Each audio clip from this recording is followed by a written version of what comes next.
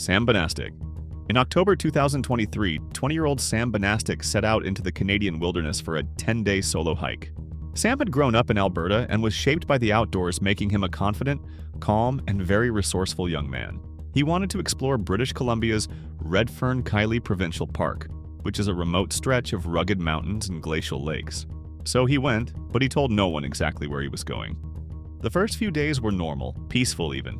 A young man alone in nature, disconnected from the world. Then, one night, everything changed. An accidental fire, likely caused by his stove, ripped through his campsite. Within minutes, his shelter, food, and all of his supplies were destroyed. And suddenly, Sam was left in sub-zero wilderness with no equipment and food. He was deep into the forest with no cell reception, so he couldn't even call for help. In a desperation to survive, Sam drank melted snow, ate tree bark and moss. He tried building a small shelter with branches and leaves, but snow destroyed it pretty quickly. As temperatures fell below 20 degrees Celsius, his boots split open and his hands began to blacken with frostbite.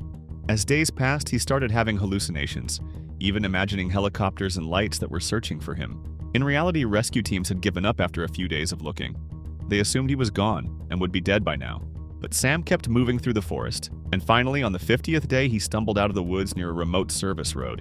A group of workers saw him collapse and rushed to his side and took him to the hospital. He survived and recovered, and when asked how he made it through 50 days alone in the Canadian wild, he said only, "I just kept telling myself I wasn't ready to die yet."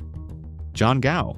On April 15, 1969, 22-year-old mountain guide, John Gow boarded a Cessna 140 near Golden, BC, for a routine scouting flight into the Bugaboo Mountains. The pilot of the plane was Bernard Royal. Together, they were exploring potential locations for heli-skiing in the area, which is a skiing or snowboarding experience where skiers are transported to the top of a mountain by helicopter rather than a ski lift. As they were scouting for a potential location, suddenly the tiny plane encountered turbulence, stalled, and crashed hard into dense trees. The pilot, Royal, died instantly. Somehow John survived even though he was badly injured. His jaw was cut. His right leg was crushed in the plane wreckage. The plane radio was destroyed so he couldn't contact anyone. There was no food or any way he could call for help. Slowly he crawled out of the wreck, stood and surveyed his surroundings. He was in the backcountry, and no one was coming to look for them.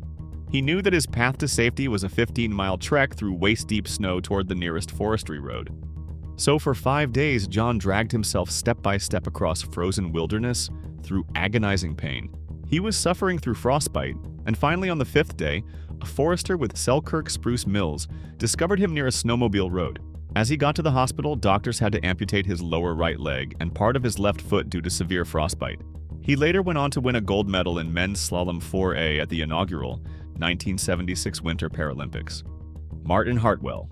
On November 8, 1972, a bush pilot, Marten Hartwell, departed Cambridge Bay on a medevac flight bound for Yellowknife. The flight had 3 other passengers, including a nurse, a pregnant woman, and a 14-year-old boy named David Pizaryak. Shortly into the flight, flying in brutal Arctic weather, the Beechcraft 18 crashed into a hillside near Hatta Lake, south of Great Bear Lake. Hartwell severely broke both ankles, one knee, and his nose. The nurse was killed instantly in the crash, and the pregnant woman died hours later. Hartwell and young David were the only survivors. With temperatures plunging toward minus 40 degrees Celsius and deep snow covering the land, Hartwell was immobile. He couldn't walk. He could barely move. They were both stranded. David Kutuk, despite being ill with appendicitis, took charge, gathering firewood and lighting a fire to keep both of them warm.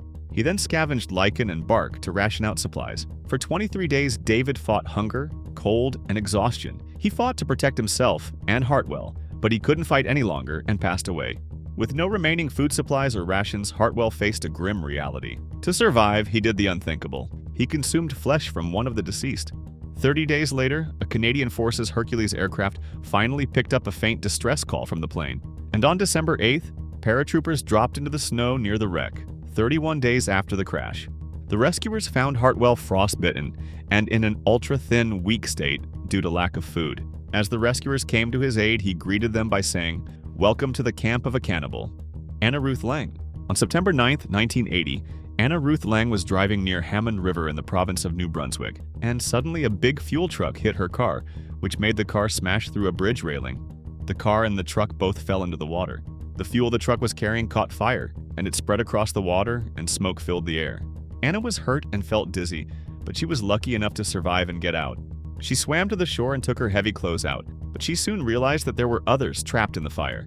So she jumped back into the water and swam to rescue a 4-year-old boy and his mother who weren't able to escape. She grabbed them and pulled them out of the flames. Anna was severely burnt, but she survived and was later awarded Canada's Cross of Valor in 1982 for her courage, which made her only one of the 20 people that got that award. Which of these survivors do you think was the luckiest? Let us know in the comments, and don't forget to subscribe for more stories like these.